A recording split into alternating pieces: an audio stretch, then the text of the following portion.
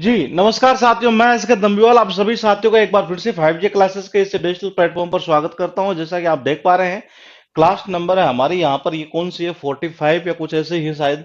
और कुछ cloze test हमने जो है वो पीछे वाली क्लास में थोड़े से डिस्कस किए थे ये, और उन्हीं के बारे में थोड़ा सा हल्का फुल्का एक बार फिर यहाँ पर हम देख लेते हैं। जी गुड मॉर्निंग जी। जी गुड मॉर्निंग सर, मैंने बुक ऑर्डर कर दी है, ठीक है जी। तो देखिएगा आपके पास में ये क्लोज टेस्ट शायद यही था हमारे पास में, एक बार देख लेते हैं। और हाँ शायद यही होगा, हाँ यही था जी हमारे पास में ये। और इसमें जो है, जी गुड मॉर्निंग जी।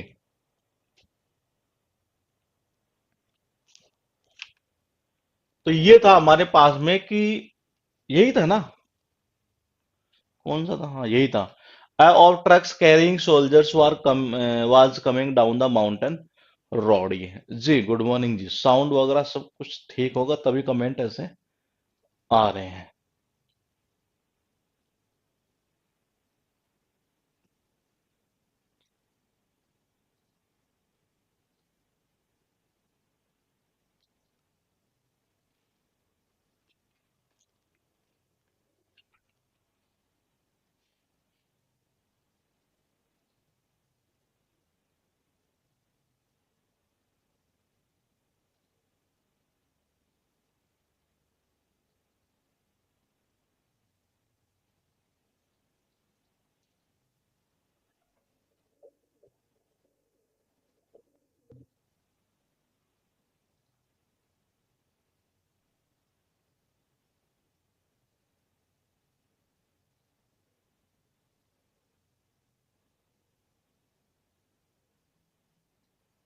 ठीक है जी, सैंपल डाउनलोड नहीं हो रहा, अरे सैंपल का क्या करोगे, पसंद नहीं आया तो वापस भेज देना, मैं ले लूंगा। तो देखिएगा, मैंने कहा सैनिकों को ले जाने वाले ट्रकों का जो काफिला है वो पहाड़ी सड़क से नीचे उतर रहा था। ये तो देखो, सैनिकों का जो काफिला है एक तरह से ये, उसको हम क्या बोलेंगे, सैनिकों का जो ग्रुप है, एक तरह से टुकड़ी जो है एक तरह से ये चार, सॉरी किसका पूछ रहा था, सैनिकों का ना। कैरिंग सोल्जर्स वाज कमिंग, हाँ इसका काफिला मतलब किनका, इनका जो ग्रुप है एक तरह से, किनका, ट्रक का जो ग्रुप है एक तरह से वो ले जा रहा था जी ये।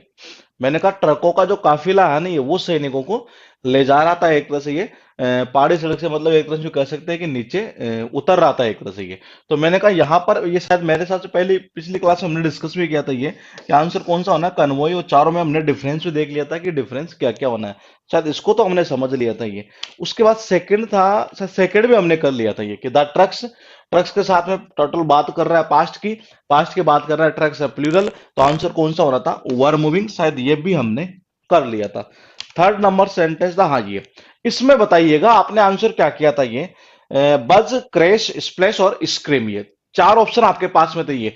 स्क्रीम का अर्थ क्या निकलता है ये वर्ड तो हमारा उसमें हो चुका है जी ये, वो कैब में। ये क्रैश एक इजी वर्ड है, जनरली सुनते रहते हैं ये।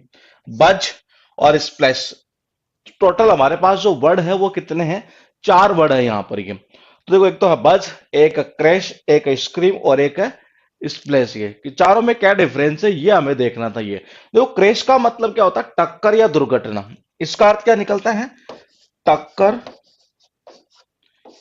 या दुर्घटना।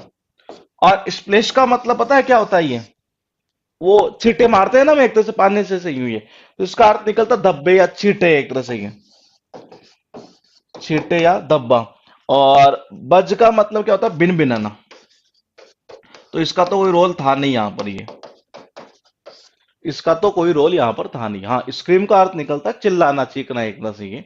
तो मैंने कहा स्प्लेश का अर्थ निकलता है क्या, छींटे, और क्रैश का मतलब होता है टक्कर ये। तो आपने आंसर कौन सा किया था इसमें ये, आंसर जो इसका होना था वो कौन सा था, दो नंबर। ये कौन सा होना था, दो नंबर। ये कहना क्या चाह रहा था वो देखिएगा, कि एक जो है ना ये कह रहा है कि ट्रकों का जो काफिला है, एक ट्रकों का जो काफिला है वो सैनिकों को ले जाने के लिए नीचे उतर रहा था एक तरह से ये। और फिर कह रहा था trucks were moving slowly as there had been heavy snowfall in the area. ये कह रहा है कि जो ट्रक है ना ये, वो धीरे धीरे आगे बढ़ रहे थे क्योंकि उस क्षेत्र में भारी बर्फबारी हुई थी। ये यही कहना चाह रहा है। उसके बाद फिर क्या कह रहा है ये, सडनली, अचानक से क्या हुआ, देखिएगा, एक अचानक एक, क्या, क्या कोई छींटे का सेंस है, क्या कोई चीखने का सेंस है, कोई पेड़ के लिए चीखने का सेंस नहीं है। यहाँ कहना यह चाह रहा था कि अचानक से क्या हुआ, कि एक टक्कर के साथ या एक दुर्घटना के साथ एक बहुत बड़ा जो पेड़ है नहीं, ऑन द हिल साइड फैल bringing along with boulders and mud.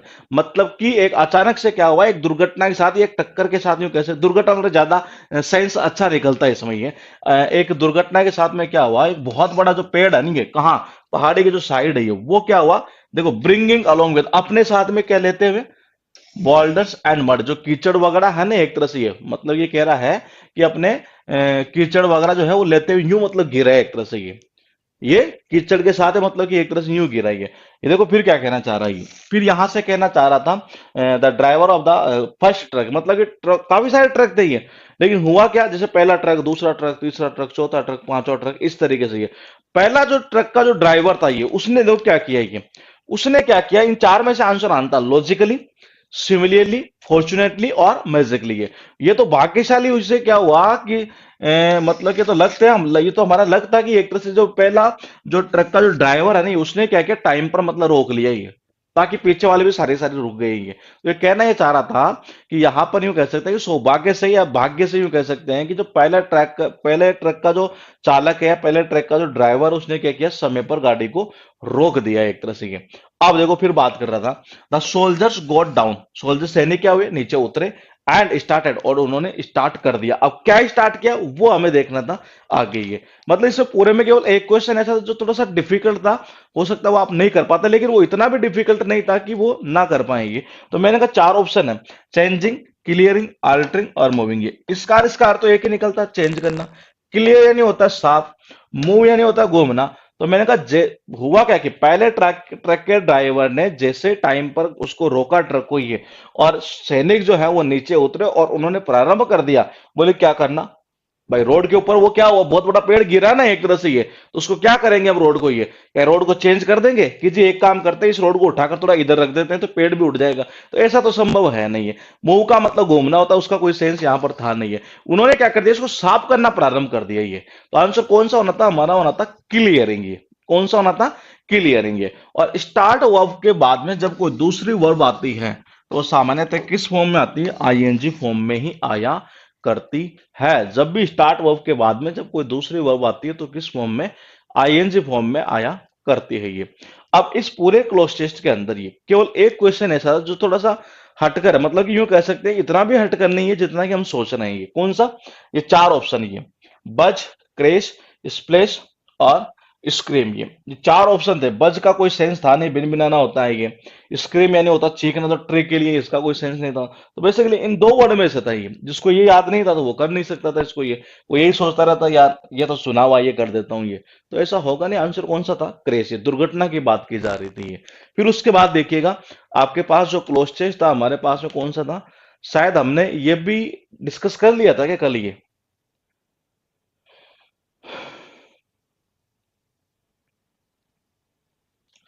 पता नहीं किया था, ये कर लिया था क्या हमने डिस्कस कल।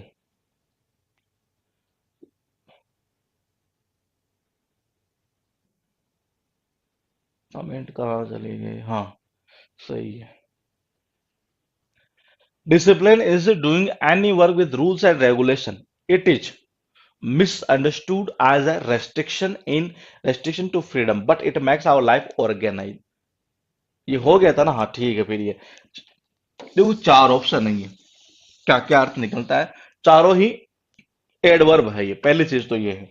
फिर मैंने कहा इसका अर्थ तो निकले गड़व से।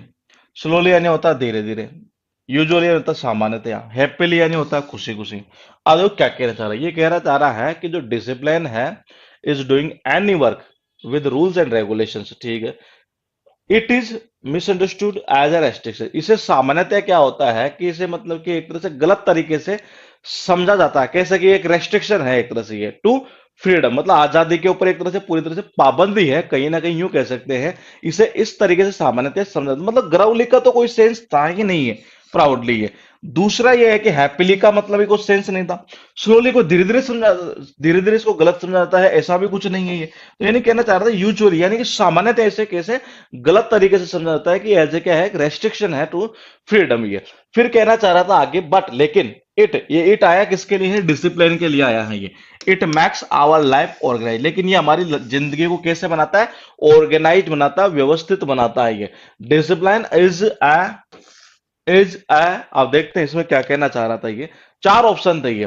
तो देखो डिसिप्लिन क्या हो सकता है, देखो दो ऑप्शन तो डायरेक्टली कट कर सकते थे ये, डिसएडवांटेज और कर्स। ये कर्स का मतलब अभिशाप होता है, ये अनलाभदायक नुकसानदायक जो भी है ये। ड्रीम को सपना, किसी हर किसी का सपना होता है ये, कि आपका सपना है कि जब हम डिसिप्लिन में रहे, नहीं किसी का नहीं होता, हर किसी को आजादी चाहिए एक तरह से ये। तो ये क्या होता है, एक गुण होता है एक तरह से यूं कह सकते हैं, ये वर्च्यू जिसको बोलते हैं ये। तो डिसिप्लिन इज अ वर्च्यू। उसके बाद देखिएगा फिर आपके पास है यहां पर 3 नंबर का ये क्वेश्चन, ये 3 नंबर में क्या था कि अ डिसिप्लाइंड पर्सन, ये देखो क्या कह रहा है, अ डिसिप्लाइंड पर्सन ऑलवेज। तो मैंने कहा बात तो पूरी प्रेजेंट की कर रहा है ये, और बात जब प्रेजेंट की कर रहा है, और यहां हमें नीड किसकी है, जो वर्ब की नीड है ये। तो वर्ब कहां पर है, यहां भी है, यहां भी है, यहां नहीं है, यहां नहीं है। अब देखिए मैंने कहा इन दोनों में से कौन सा आना है, अडिसिप्लाइंड पर्सन, यानी कि सिंगुलर ये। तो वर्ब भी सिंगुलर ही आनी थी, कौन सी, सक्सीड्स। तो ये होगा आंसर हमारा कौन सा, सेकेंड नंबर ये। फिर उसके बाद देखिएगा ये क्वेश्चन था हमारे पास में, डिसिप्लाइंड पीपल। अब देखो दोनों क्वेश्चन वर्ब से रिलेटेड है, कौन सा, ये वाला भी क्वेश्चन वर्ब से रिलेटेड और ये वाला भी वर्ब से रिलेटेड है ये। अब देखिएगा पॉइंट को समझिएगा यहां पर ये, और मैंने कहा डिसिप्लाइंड पीपल, देखिएगा बात किसकी कर रहा है जी, ये पीपल की बात कर रहा है, मतलब कि प्लूरल है। और प्लूरल है तो जाहिर सी बात है कि वर्ब की नीड जब होगी तो प्लूरल की ही होगी ये। कहाँ है, पास्ट की बात नहीं कर रहा, खत्म कर दो, पास्ट की बात नहीं कर रहा, इसको खत्म कर दो ये। फिर मैंने कहा इन दोनों में से आंसर करना था ये, यहाँ मैक्स है यहाँ मैक है, ये तो सिंगुलर है, इसको भी खत्म कर दो और आंसर कर दो कौन सा, सीधा सीधा मैक वाला ये। मतलब ये जिसके पूछा था ना ये, उसकी तो किस्मत बहुत अच्छी थी मतलब ये। और देखिएगा फिर है आपके पास है चार ऑप्शन ये, कहाँ है किस जगह, यहाँ ये 5 नंबर में ये कहना ये चाह रहा था कि discipline should not be upon the people, rather it should come from with in. यानी ये कहना चाह रहा है कि जो अनुशासन है ना, वो लोगों के ऊपर थोपा नहीं जाना चाहिए, वो उनके अंदर से आना चाहिए ये, वो उनके अंदर से ही आना चाहिए ये। जबकि ऐसे नहीं है कि मतलब उसके ऊपर थोप रहे हैं आप, ये नहीं कि बेटा तेरे को ऐसा करना ऐसे करना, नहीं, वो उसके अंदर से ही ये चीजें आनी चाहिए ये। कई बार देखा होगा घर में क्या होता है, बोले यार ये लड़का तो पढ़ता ही नहीं है, तो ध्यान रखिएगा पढ़ना, ये जॉब लगना, ये चीजें अपने अंदर से आती है, ये किसी के कहने से कुछ नहीं होता है ये। वो ये कहता है कि जी मैं मोटिवेशनल सेमिनार्स में वो वीडियो देखता हूँ डेली के डेली, तो देखता रहे। मैंने कहा खुद मोटिवेशनल, खुद इतना मोटिवेटर बन जाएंगे ना कि दूसरों को आप मोटिवेट कर सकेंगे, आपको देख देख कर लोग मोटिवेट मोटिवेट होंगे। तो मैंने कहा एड ऑन का अर्थ क्या निकलता है, सजावट के सेंस में। इम्पोज यानी होता थोपना, कर्ब यानी होता नियंत्रण, रिपोज का मतलब क्या होता है जनरली, यूं कह सकते हैं रेस्ट के सेंस में एक तरह से वर्ड यूज होता है ये। री प्लस पोज दोबारा पोज देती है, तो मैंने ऐसे कनेक्शन के साथ किया था एक वर्ड का। तो देखिए जो डिसिप्लिन है ना ये, वो नहीं किया जाना चाहिए। देखो सजावट का कोई सेंस नहीं था, नियंत्रण का भी कोई सेंस नहीं है, रेस्ट का भी कोई सेंस नहीं है। इम्पोज का मतलब क्या होता है, किसी के ऊपर थोपना। तो ये किसी के ऊपर थोपना नहीं चाहिए एक तरह से जबरदस्ती, ये उसके अंदर से ही ये चीज आनी चाहिए ये। तो ये था एक पूरा पैसेज यहां पर हमारे पास है जो पूछा गया था। अब देखते हैं जिसके आगे वाला 3rd नंबर पर, बताइए क्या करेंगे आंसर। और पूछ कहाँ रहा, 1 नंबर यहां पूछ रहा। बहुत सिंपल था, इस क्लोज टेस्ट को भी जिसके भी पूछा था ये, और शायद हो सकता है ये उसी एग्जाम का हो, CGL 2019 वाले प्री के एग्जामों का। बताइए जी क्या करेंगे आप।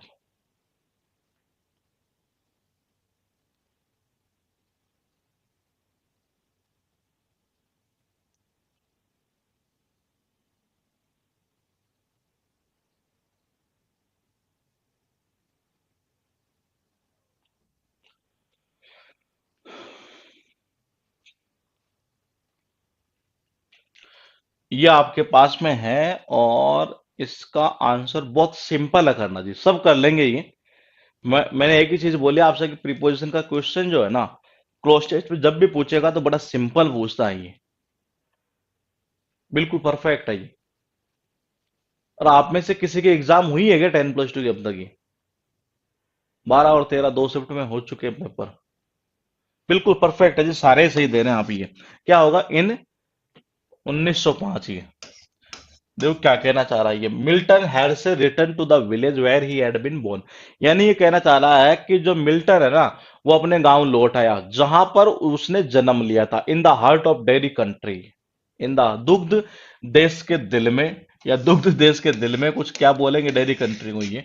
तो मैंने कहा ही ओपन, उसने खोला, और क्या खोला, चॉकलेट मैन्युफैक्चरिंग प्लांट। यानी चॉकलेट बनाने वाला जो प्लांट है नहीं, वो खोला जी उसने ये, और कहां पर, मैंने कहा कहां पर खोला, 1905 में खोला ये। कब खोला जी, 1905 में इसने खोला था ये, यानी इन 1905 ये, विद एक्सेस टू, कुछ याद आ रहा है ये, कल नाइट में ही शायद हमने क्लास में किया था ये, हालांकि काम का नहीं हुआ यहां पर, लेकिन कुछ मीनिंग तो निकलेगा ये, with access to all the fresh milk. देखते हैं आगे क्या कहना चाह रहा है। ये आपके पास में ये ऑप्शन थे चार, और बताइए क्या करेंगे इसमें, आंसर अपनाइए। With access to all the fresh milk, ही ही चार ऑप्शन आपके पास में है, इनमें एक वर्ड ऐसा है जिसको अभी हमने किया नहीं, वो क्या में होना है, वो हो सकता है आने वाली क्लासेस जल्दी आ जाएगा। बाकी सारे वर्ड इजी है जी। आंसर कौन सा है वो आपको बताना है ये, बताइए।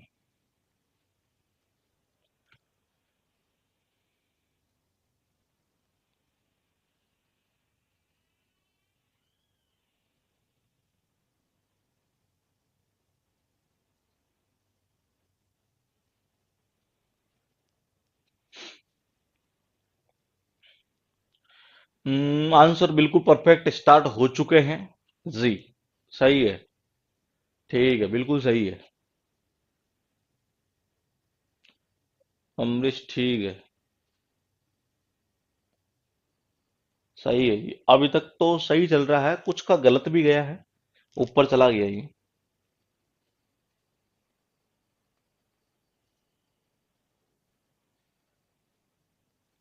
ये कह रहा है कि with access to all fresh milk, यानी कि जो ताजा दूध है नहीं है, वहां तक मतलब वो पहुंच, उसकी पहुंच थी, मतलब वहां तक पहुंच गए एक तरह से, या पहुंच थी मतलब एक तरह से वहां तक ये। फिर कहना ये चाह रहा है कि ही नीडेड, मतलब जो उसको वास्तव में एक्चुअल में हुआ यूं कि ये अपने गांव में लौट आया जहां पर इसका जन्म हुआ था ये, और फिर वहां पर इसने क्या किया कि चॉकलेट बनाने वाला जो है,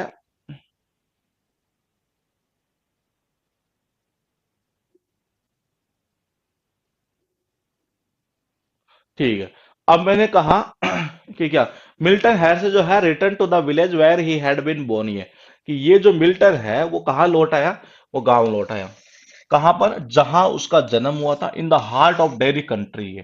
फिर कह रहा है कि ही ओपन, ये उसने खोला चॉकलेट मैन्युफैक्चरिंग प्लांट, ये कब खोला, 1905 में खोला ये, with access to all the fresh milk he needed, यानी जो उसे जरूरत थी नहीं है, वहां तक वो पहुंच पा रहा था ये, वहां तक उसकी पहुंच थी, वहां तक वो पहुंच सकता था, मतलब वहां तक उसकी पहुंच थी जहां तक उसको जितना जरूरत था ना, क्योंकि भाई अगर जाहिर सी बात चॉकलेट उसको बनानी है ये, चॉकलेट उसको प्लांट, किसका प्लांट था यहाँ, चॉकलेट मैन्युफैक्चरिंग प्लांट ये। तो ये कहना ये चाह रहा है कि उसे नीड किसकी थी, उसे आवश्यकता थी किसकी, फ्रेश ताजा दूध है एक तरह से ये, तो उसकी पहुंच तक था जी वो, with access to all the fresh milk he needed, जो उसको जरूरत थी, जो उसको आवश्यकता थी। तो आंसर कौन सा होगा, ये होगा इसका नीडेड। इसका अर्थ क्या निकलता है, इसका अर्थ निकलता है गूंथना, जैसे आटा वगैरह नहीं गूंथते हैं एक तरह से ये, वो इसका अर्थ निकलता है ये, क्या निकलता है, गूंथना, मतलब ये आटा वगैरह ये। और कंसिडर का मतलब मानना होता है, डिस्ट्रीब्यूट डिस्ट्रीब्यूट करना होता है ये। तो इन दोनों को सेंस था नहीं यहाँ पर, नीड का मतलब क्या होता है, आवश्यकता है, जो उसको आवश्यकता थी नहीं है, वहां तक उसकी पहुंच थी है। उसके बाद देखिए, फिर है आपके पास में यहाँ पर ये चार ऑप्शन है, हालांकि पॉइंट अभी हुआ नहीं है, लेकिन फिर भी देखते हैं आप अगर कर पाए तो, क्योंकि इतना वो टफ भी नहीं है इस क्वेश्चन को करना ही है। चार ऑप्शन थे, दो इजीली कट जाएंगे, इसमें कोई शक नहीं है। अब देखते हैं ये, बताओ।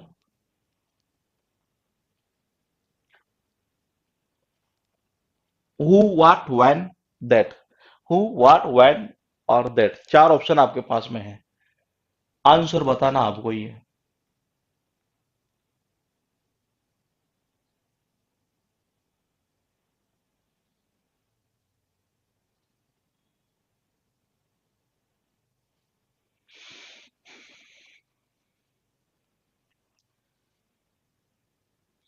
स्टार्ट हो चुका, आंसर बिल्कुल सही है, बहुत इजी है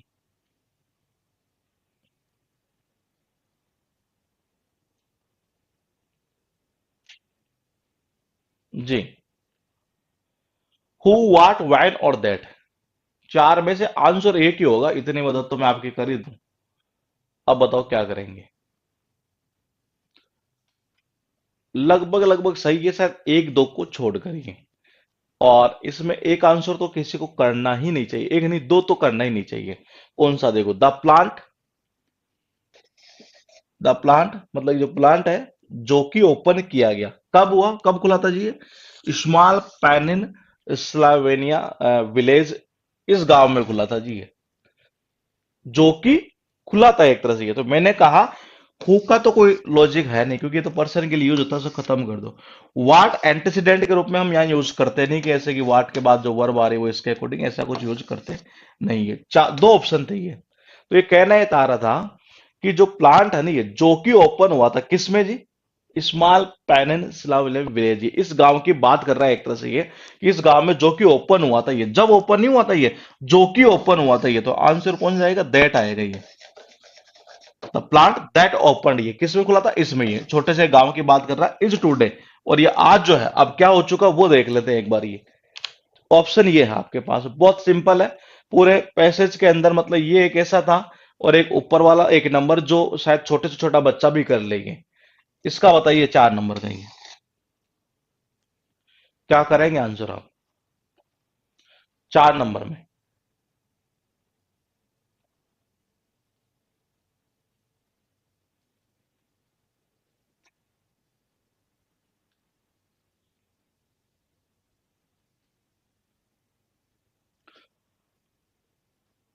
क्या कर रहे हैं 4 नंबर में आप?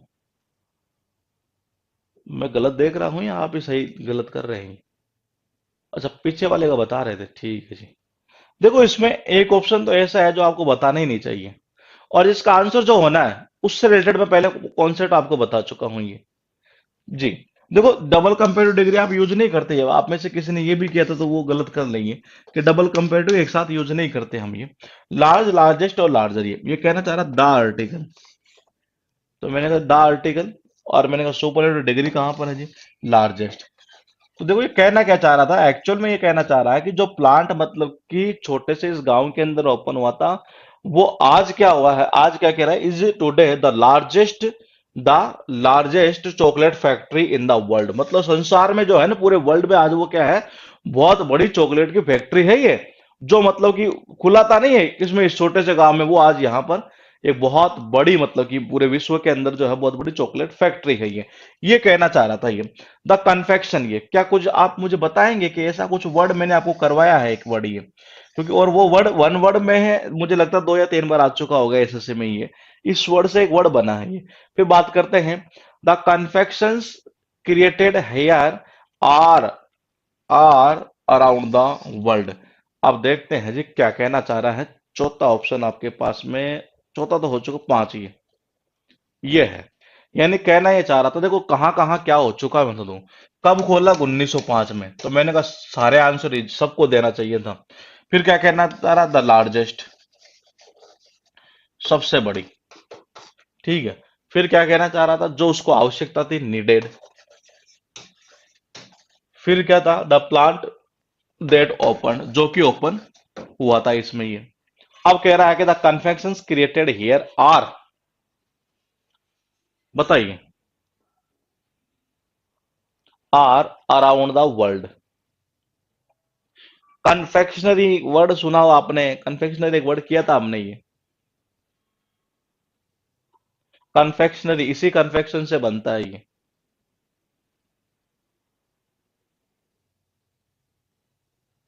बताओ। 4 ऑप्शन है, और चाहे तो इसे असाइनमेंट भी कर लें। बहुत अच्छा है, ये ध्यान रखिएगा, ये फायदा करेगा आगे चलकर।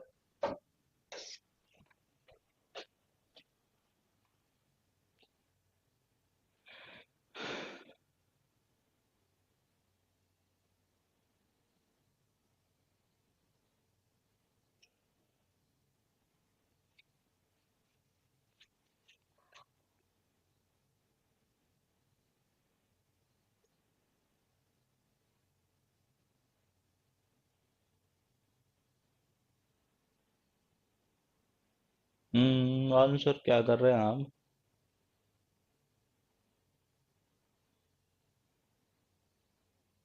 ठीक है, और किसका है? आंसर तो सही आ रहा है आपका, कमेंट में, ठीक है जी।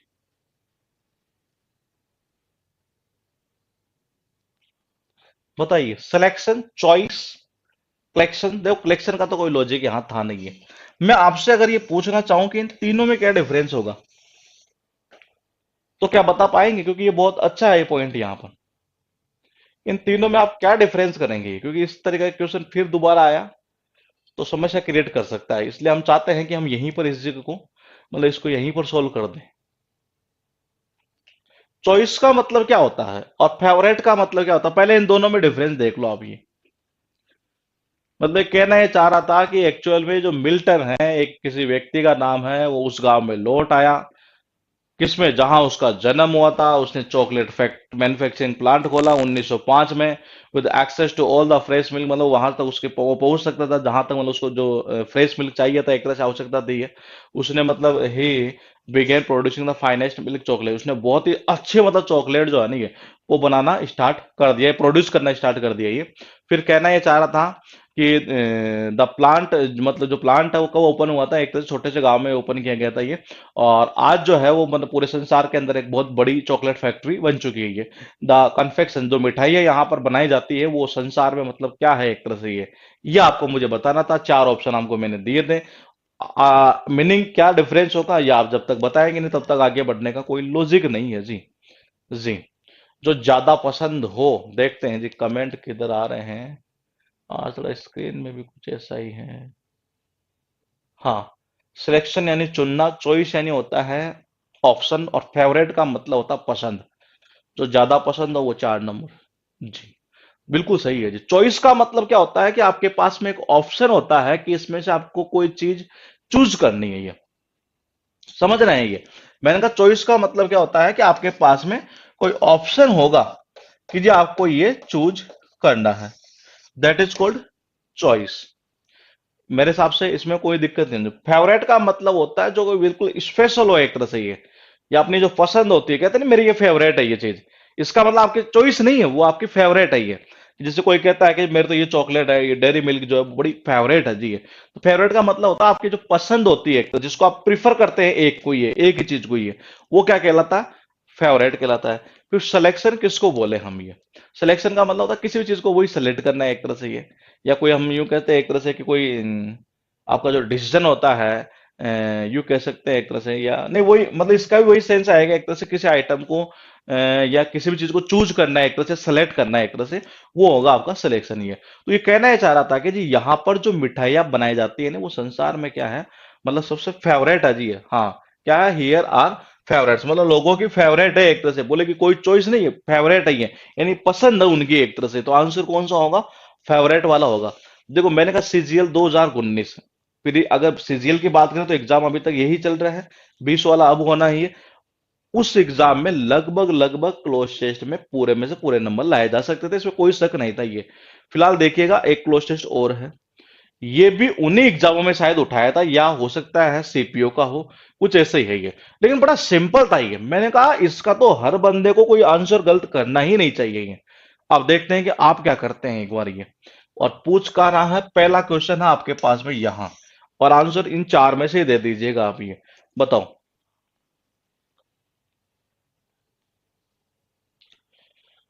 क्या करेंगे आंसर?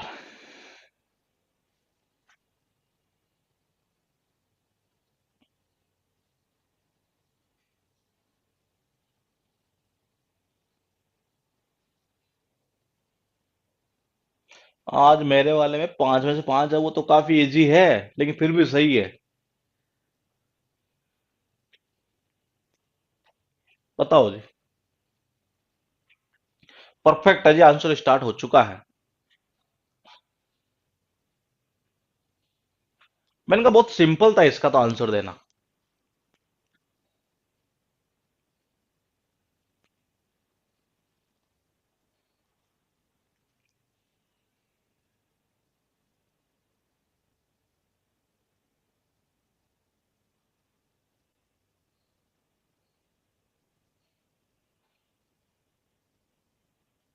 बिल्कुल सही है जी, आंसर सबका ही सही चल रहा है अब तक।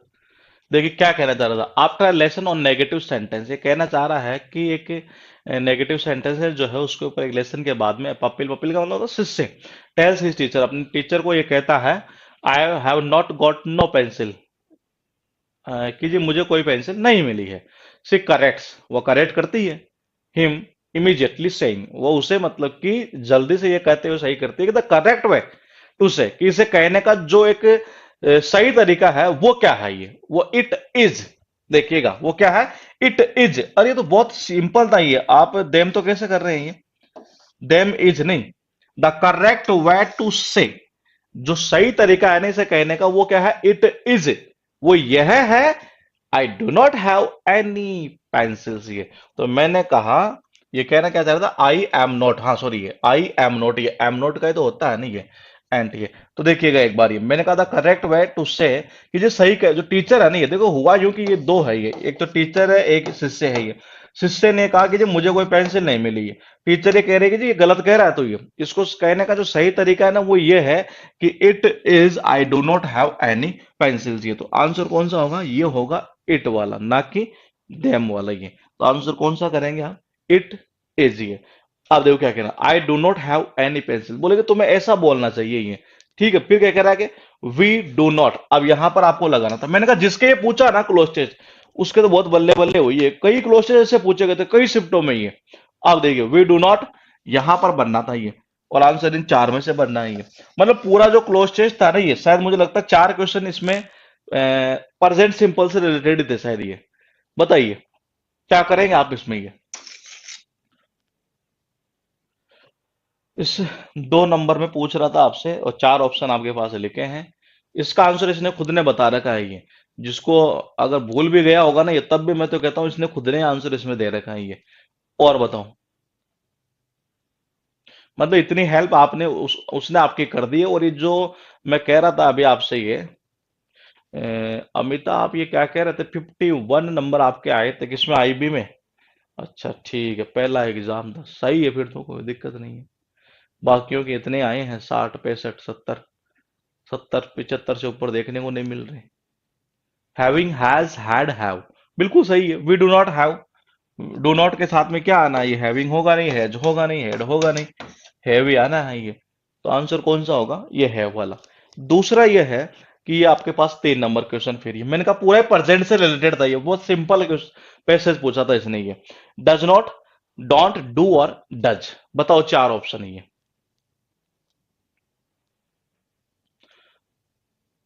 हाँ तो लिंकिंग जो मेथड है नहीं है, मैं फिर कह रहा हूं, इससे गहराई में आप जब उतरेंगे नहीं ये, तो आपको बहुत बेनिफिट इसका होगा ये।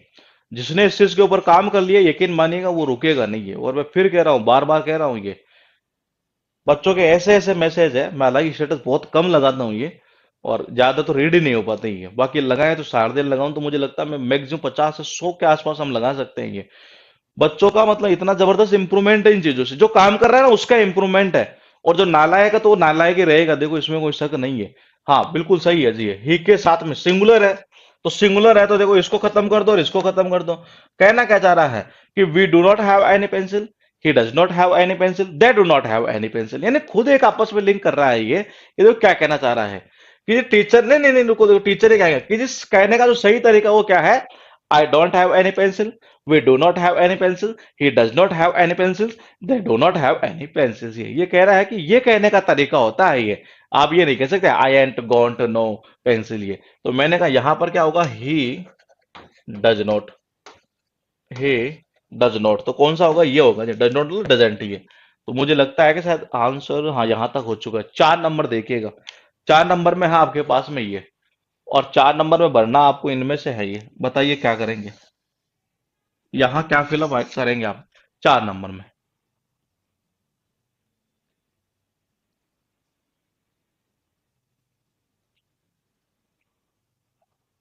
जल्दी जल्दी बताइएगा, बहुत सिंपल है ये पैसेज तो।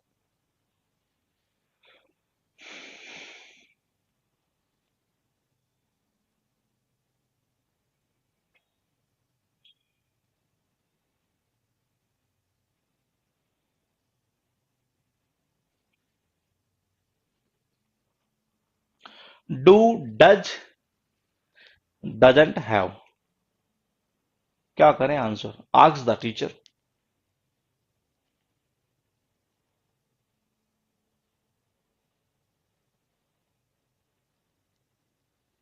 बिल्कुल सही है, देखो इंट्रोगेटिव है, बिल्कुल है, वो आपकी कौन सी फॉर्म है, फर्स्ट फॉर्म है। फर्स्ट फॉर्म है, इंट्रोगेटिव है तो आएगा नहीं। ठीक है। दूसरा ये कहना चाह रहा था कि यू के साथ में क्या आना है, डज आना नहीं है, तो आंसर कर देते डायरेक्ट इसका। तो एक नंबर ये कि do you understand, ask the teacher. फिर आस्क द टीचर, फिर क्या कह रहा है, नो नहीं, द बॉय अस्टोनिश्ड। अस्टोनिश्ड का मतलब होता है आश्चर्यचकित, बहुत अच्छा वर्ड है ये। तीन वर्ड ऐसे से में पूछे हैं, सिनोनिम से पूछे जा चुके हैं ये। इससे बना है, अस्टोनिश से बना, टोटल चार बनते हैं, तीन पूछ लिए एसएससी ने। ये हाँ, ये पूछ लिया, और ये पूछ लिया। अस्टोनिश, तीनों वर्ड एग्जाम में सिनोनिम्स में पूछे जा चुके हैं। अस्टोनिश, अस्टोनिशमेंट और अस्टोनिशिंग, ये तीनों के तीनों एग्जाम में आ चुके हैं ये। वर्ड देखिएगा आपके पास में है, चार ऑप्शन यहाँ पर इस जगह आप देखते हैं ये। मैंने कहा ये तो नॉर्मल लैंग्वेज में बोलते भी हैं हम ये, और हम भी नहीं बोलते तो किसी ना किसी से सुनते भी हैं ये। देखो चार तो सबके हो गई है। कैसे हुआ, after lesson on negative sentence pupil tells his teacher I ain't got no pencil, she corrects him immediately. उसने ये तुरंत, मतलब ये कहते हुए कहा, मतलब ये तुरंत ये कहा सही करते हुए ये द करेक्ट होगी, जिस उस कहने का जो सही तरीका वो ये है, इट इज वो ये है कि I do not have any pencil, we do not have any pencils, he does not have any pencil, they do not have any pencils, do you understand, क्या तुम समझते हो। आस्क द टीचर, टीचर ने पूछा, no the boys astonished, the boy astonished। फिर कह रहा है happen to all the pencils. मैंने कहा नॉर्मली सब सुनते हैं ये, बताइए। बहुत सिंपल आंसर देना, आंसर सही कर रहे हैं जी, अभी तक तो कमेंट सही था, बिल्कुल सही है ये।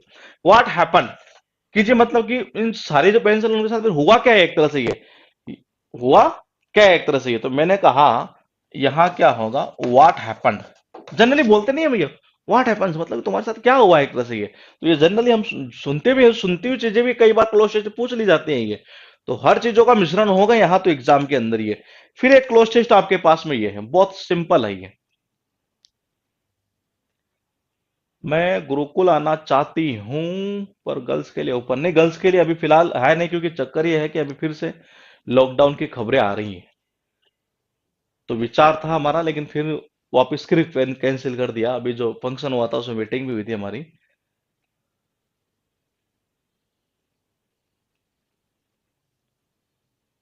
चार ऑप्शन आपके पास में, इनफेरियर, हेल्पलेस, सबॉर्डिनेट, डिपेंडेंट। और बताना आपको ही है, क्या आंसर करेंगे, बताइए।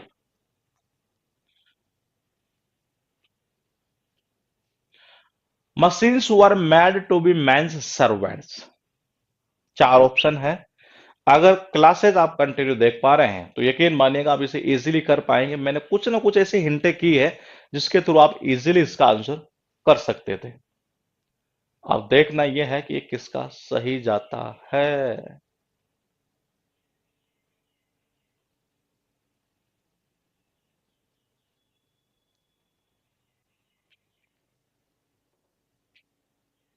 बिल्कुल सही है जी आंसर। ठीक है, पहले एक बार आपके आंसर ले लेते हैं, क्या क्या कह रहे हैं ये। डिपेंड के साथ आता है क्या ऑन, डिपेंडेंट के साथ भी ऑन ही है। तो ये आपका आंसर सही है। थोड़ा सा आगे चलते हैं एक बार। फिर है सेकंड नंबर पर ये, इन चार में फिलअप करना, एडमिनिस्ट्रेटर, स्लेव, विक्टिम, मास्टर। कहाँ कह रहा है ये, यहां।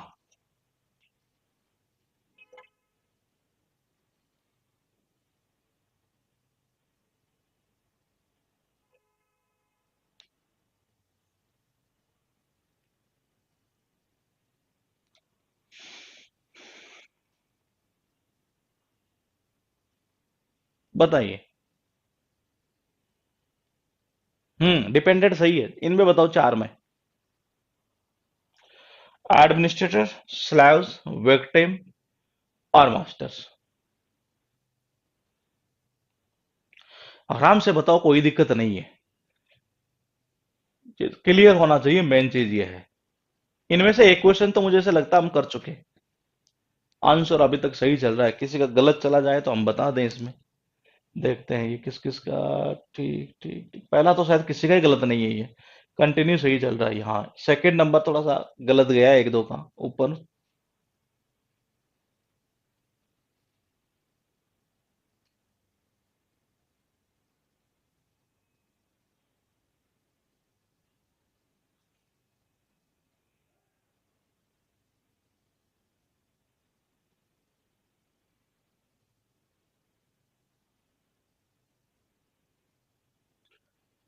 देखते हैं। सबके सही है सर, एक या दो ऊपर गलत गए थे ये। आंसर होगा इसका, हाँ आंसर होगा इसका मास्टर। फिर देखिए क्या कहना चाह रहा था, already man spend most of their lives. चार ऑप्शन थे, ये आंसर वो बंदा करेगा जिसने ली है क्लास फ्रेजोलॉव की, और या जिसे फ्रेजोलॉव आती हो, वो बंदा इसे इजीली कर पाएगा जी। मैंने कहा जिसने ली होगी क्लास फ्रेजोलॉव की है वो तो कर पाएगा, और जिसने ये कन्ने काटी होगी कि जी क्या है फ्रेजोलॉव तो कर लेंगे, तो वो करता ही रहेगा ये। तो मैंने कहा मैंने जितने टॉपिक कराए हैं वो ध्यान रखिएगा, कब कौन सा किस जगह लिंक हो जाए कुछ नहीं कहा जा सकता। ये मैंने आपको एक करवाया है इस जगह, ये ऐसा कुछ, ऐसे कुछ इडियम्स मैंने आपको, सॉरी फ्रेजोलॉव मैंने करवाई है ये, और मैंने दो करवाई है, इतने भी मैं हिंट कर देता हूं आपको ये। बिल्कुल स्टार्ट हो चुका answer.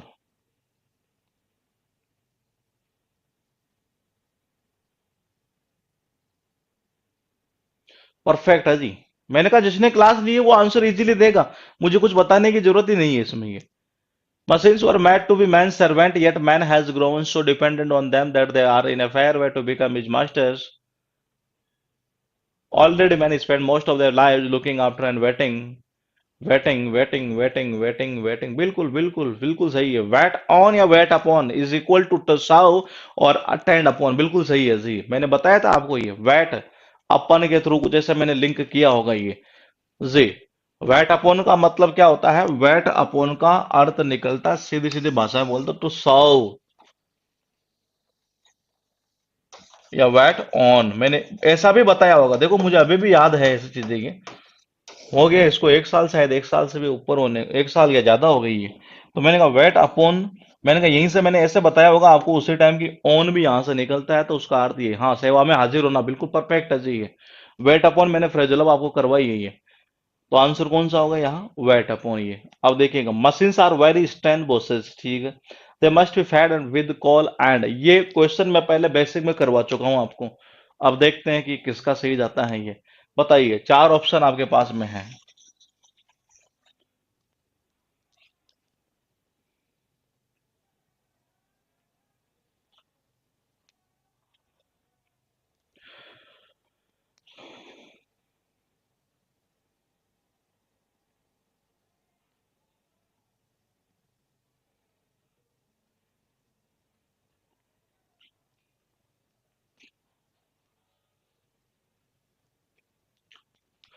They must be fed with coal and, जी मान लिख के आते ही सर्व करने लग जाता है, बिल्कुल परफेक्ट है जी आंसर। चार ऑप्शन है, बताइए आंसर स्टार्ट हो चुका, बिल्कुल परफेक्ट चल रहा है ये। क्या कह रहा था, दे मस्ट बी यानी मशीन्स की बात कर रहा है, कि दे मस्ट बी फेड यानी पैसिव की बात कर रहा है जी, विथ कॉल एंड। तो मैंने कहा जब यहाँ पर वो आपकी थर्ड फॉर्म यूज कर रहा है, तो जाहिर सी बात है यहाँ भी कौन सी यूज करेगा, वो आपकी थर्ड फॉर्म ही यूज करेगा। तो यहाँ पर आंसर कौन सा होना है, गिवन, यानी कि दे मस्ट बी फेड। देखिएगा फिर एक बार, ये उन्हें दिया जाना चाहिए, उनको खिलाना चाहिए एक तरह से ये, क्या कोल वगैरह ये, coal and petrol to drink and oil to wash with and must be kept and, देखते हैं क्या आएगा। तो मैंने कहा दे मस्ट बी फेड, ये होता नहीं है भाई, मशीन अगर घर पर रखते हैं तो जाहिर सी बात है उसकी साफ सफाई भी करनी पड़ती है, टाइम टू टाइम उसमें तेल भी देना पड़ता है ये। तो यहां पर देखिए क्या कहना चाह रहा हूं, उनको दिया जाना चाहिए, खुद नहीं लेके, ध्यान रखेगा ये, उनको दिया जाना चाहिए। दे मस्ट बी फेड, ये उनको खिलाया जाना चाहिए, दिया जाना चाहिए। तो मैंने कहा फीड की तो थर्ड फॉर्म है यहाँ पर ये, जब ये थर्ड फॉर्म है तो जाहिर सी बात है यहाँ भी क्या आना है, ये थर्ड फॉर्म में आनी है। तो आंसर कौन सा होगा, गिवन होगा। उसके बाद देखिएगा एक लास्ट क्वेश्चन और हम देखते हैं, ये कौन सा है, 5 नंबर। और फिर कह रहा है and must be kept and, temperature की बात कर रहा है जी ये। अब कौन सा टेम्परेचर होगा ये आप देख लो, बताओ। इन चार ऑप्शन में से आपको बताना है कि क्या आंसर करेंगे आप।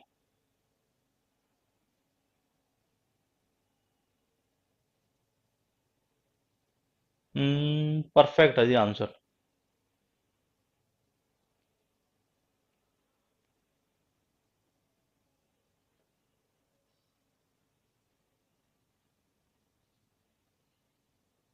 बहुत सिंपल आंसर देना है इसका, बिल्कुल सही है।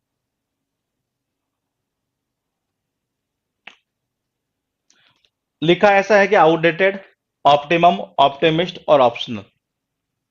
परफेक्ट है, बिल्कुल सही है, हाँ। सही है। कौन सा होगा? देखो, आउटडेटेड का मतलब सब जानते हैं अभी।